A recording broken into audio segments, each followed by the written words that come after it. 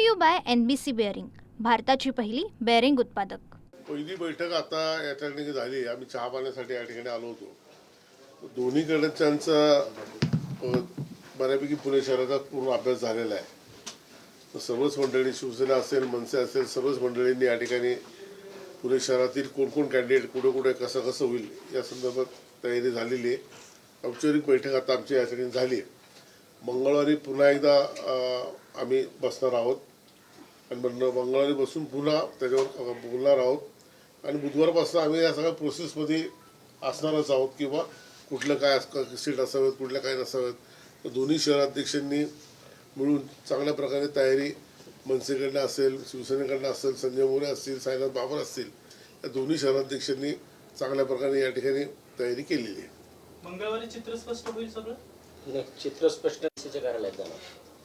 म्हणजे तुम्ही मनसेच्या कार्यालयात आम्ही त्यांना जागांवरती चर्चा झाली, काय कार्यक्रमाचं? नाही, जागांवरती कुठलीही चर्चा झालेली नाहीये। आम्ही प्राथमिकपणे इथून पुढच्या बैठका ज्या होत राहणार आहेत तर त्या जागा असतील किंवा काय काय असेल ते पुढे होईल। पण आता आम्ही एक प्राथमिक चर्चा करण्यासाठी आम्ही सर्वजण इथं एकत्र बसलेलो आहोत। मन मिळून असं काही भानगड नाहीये। आमची ऑलरेडी मन मिळालेली होती, दोन भाऊ एकत्र आलेले आहेत।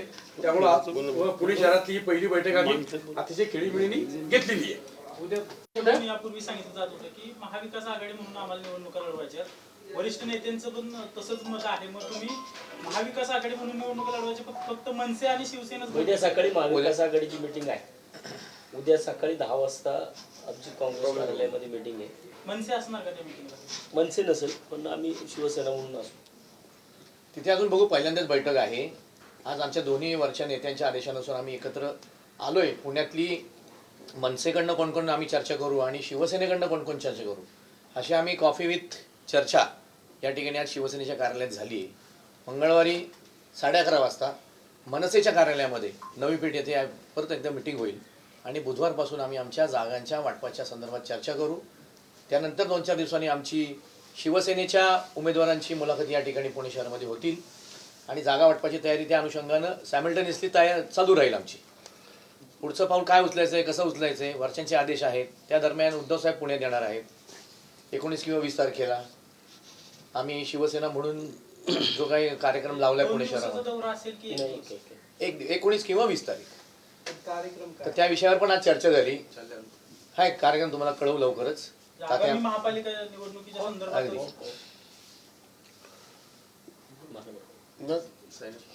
बऱ्यापैकी झाली। आता साईनाथ बाबर विषय मांडला इन्व्हिटेशन दिलं। आजच आमची दोन्ही पक्षाची बैठक झालेली आहे।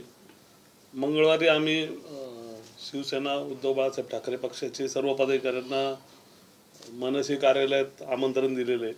त्या ठिकाणी सुद्धा बैठक होईल आणि दोन्ही पक्ष मूळ माननीय बाळासाहेब ठाकरे यांच्या कुशीत तयार झाले। त्यामुळं मला वाटतं की दोघांचे विचार एकसारखेच आहेत।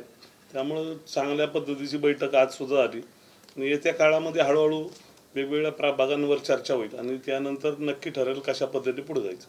बैठक होणार नाही याचा अर्थ दोन्ही पक्षाच्या वरिष्ठांनी तुम्हाला आदेश दिलेत का बैठका घ्या आणि पुढच्या चर्चेला सुरुवात करा?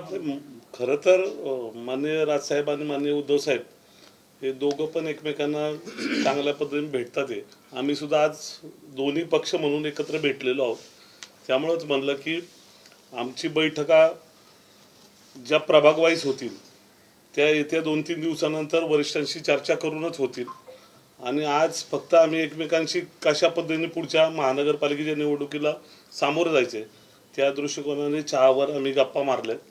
प्रभाग वाईज ज्या चर्चा करायच्यात त्या वरिष्ठांशी दोन्ही पक्ष चर्चा केल्याशिवाय पुढे जाणार। किती जागांवरती युती म्हणून तुम्ही दोघं लढणार आहे, काय ठरले आहे? नाही, तसं काय विषय नाहीये लढलेला। अजून काही आघाड्या होणार आहेत, काही युत्या आघाड्या होत असतात आणि त्या आता इतक्या लवकर क्लिअर झालेल्या नाही। त्यानंतर सगळी गणितं बसतील, ज्यावेळेस आचारसंहिता लागेल, निवडणुका जाहीर होतील त्यात काय गणितं पुणे शहरात नाही तर राज्यात काय होतील त्याच्यावर कळेल किती जागा लढायच्या, किती जागा नाही लढायच्या, कोणी किती लढायच्या, काय लढायच्या, कुठल्या आरक्षणामुळे बघण्यामध्ये लढायच्या, कुठं, हा सगळा विषय त्यानंतर होईल। भाजपचे काही नाराज लोक जे आहेत, ते काही संपर्कात आहेत, मनसे सेनेच्या काही संपर्कात आहेत का माझे नाही नाही काही संपर्कात असू नाही नसू नाही, पण आहेत का कोणी आता संपर्कात? शिवसेनेचं आणि मनसेचं ठरलेलं आहे. जो आमचा मनसैनिक असेल, जो शिवसैनिक असेल, जो आदरणीय बाळासाहेब ठाकरेंच्या कुशीत तयार झालेला असेल, त्याला आम्ही पहिल्यांदा न्याय द्यायचा प्रयत्न करणार आहोत. कुठल्याही परिस्थितीत त्याला न्याय द्यायचा प्रयत्न आणि नंतर बघूया कोण येतंय नाही जातंय तो नंतर विचार केला जाईल. दोन्ही राष्ट्रवादी एकत्र येतील अशी एक चर्चा आहे. त्यांच्यासोबत उद्या बैठक तुमचा विषय करतात आहे आणि तो. अचानक जर नाही, त्यांनी दोन्ही राष्ट्रवादी संघ नाही करत, फक्त महाविकास आघाडी म्हणून महाविकास आघाडीची एका राष्ट्रवादी सोबत तुमची शरद उद्या चंद्रजी बैठक पवार होते. साहेबांच्या अचानकपणे पक्षाबरोबर. राष्ट्रवादीने दुसऱ्या राष्ट्रवादी सोबत युती करायचं ठरवलं तर काय प्लॅन असणार आहे अहो, तुमचा? उद्या रात्री पहाटे काय होऊ शकतं, रात्री काय होऊ शकतं ते भविष्य आपण बोलण्यात काय अर्थ नाही.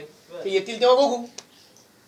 पण त्यासाठी- राष्ट्रवादीचे शहर अध्यक्ष आहेत सुभाष जगताप, ते म्हणले की भाजपचे 50 जागा धोक्यात आहेत, धोक्यात असा सर्वे भाजपने केलाय. त्यामुळे ते जागा वाटपासंदर्भात चर्चा, त्यातली ते 50 पैकी काही संपर्कात आलेत का कोणी? 50% 50 50 ला त्यांच्या 80 80 लोक जागा धोक्यात धोक्यात आहेत. तर खूप जागा धोक्यात आहेत. आम्ही सगळे एकत्र आलो ना आता, सगळ्या जागा धोक्यात आहेत त्यांच्या आता भाजपच्या ते बऱ्यापैकी. म्हणतात 165 लांब. चांगली गोष्ट आहे ना, त्यांनी 165 लढवावेत, आम्ही तेच म्हणतोय ना. आमच्या दोघांची पण 165 लढायची तयारी आहे. आता महाविकास आघाडी म्हणून उद्या जो काही आम्ही मिटिंग करतोय, उद्या त्याच्यामध्ये राष्ट्रवादी काँग्रेस आणि काँग्रेस यांचं काय चाललंय आम्ही उद्या ते पण आम्ही त्यांना म्हणून विचारू ना स्पष्टपणे, कारण निवडणुका कोणत्याही क्षणाला लागू शकतात. त्यामुळे आता ऍटलिस्ट आमची ही तर तयारी आहे की शिवसेना आणि मनसे, पण आम्हाला जे काही आता प्रोटोकॉल आहे किंवा आम्हाला जे सांगितले की तुम्ही चर्चा करा, ते आमची चर्चा झालेली आहे. आता आम्ही बसताना 2017च्या निवडणुकीला मनसेला 3,73,000 मतदान होतं आणि 2017च्याच निवडणुकीला शिवसेनेला 8,23,000 मतदान होतं. ह्या विषयावरती आता आम्हाला दोघांचे उमेदवार कुठं होते, कोण कुठं स्ट्रॉंग होतं, याची देवाणघेवाण आमची मंगळवारी बुधवारी होईल. शिवसेनेत 2 गट पडले शिंदे गटात, ते 165 जागांवरती आहेत. दंगेकरांनी शिवसेनेने नाव आहे. नाही, मुळात ठाकरेंचा पक्ष आहे, परत ते गटबीट आमच्याकडे काही नाहीये, हा पहिला विषय. आणि शिंदेनी किती जागा लढवाव्यात हा शिंदेचा प्रश्न आहे, तो आमचा प्रश्न नाहीये. आणि ठाकरेंच्या मंत्रिमंडळ असं जागा जेवढ्या आहेत त्या तर लढवणारच आम्ही. पण निवडणुकीच्या आधी 2 गट पाहायला मिळतात, दंगेकर भांगेरे. मग त्या चांगली गोष्ट आहे ना. 2 गट नाही, मला वाटतं 4 गट आहेत त्यांच्यात, तर तुम्हाला 2 गट दिसतात फक्त, किंवा 4-5 गट आहेत त्यांच्यात, तुम्हाला कळत नाही आता. त्यांच्यात एक महिलांचा गट वेगळा आहे, युवा सेनेचा गट वेगळा आहे, मुख्य पक्षाच्या लोकांचा गट वेगळा आहे. त्याच्या प्रत्येक युनिटमध्ये वेगळे गट आहेत. बघा, त्यामुळं अशा प्रेस कॉन्फरन्स अजून होतील. आत्ताची आमची ही अनौपचारिक बैठक होती, याच्यामध्ये जे काय आहे ते आम्ही तुम्हाला सांगितलं. मंगळवारी पुन्हा एक आमची अनौपचारिक बैठक आहे आणि बुधवारपासून आम्ही सक्रिय कामकाजाला सुरुवात करू.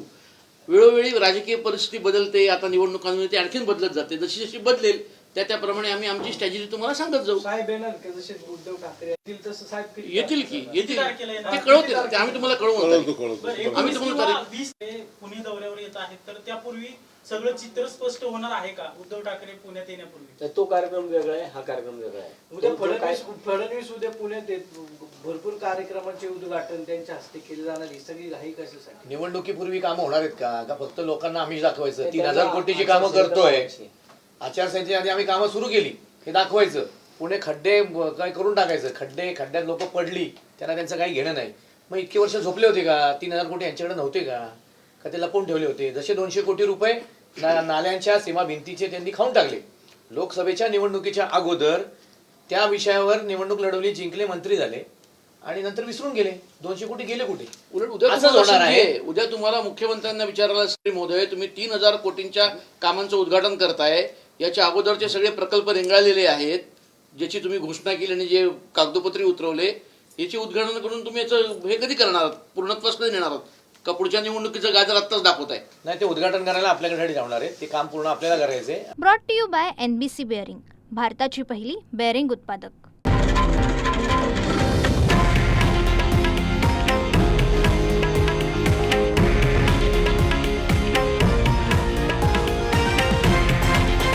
हे आहे देशातील नंबर 1 न्यूज नेटवर्क आणि आपण पाहत आहात TV9 मराठी, एकमेव.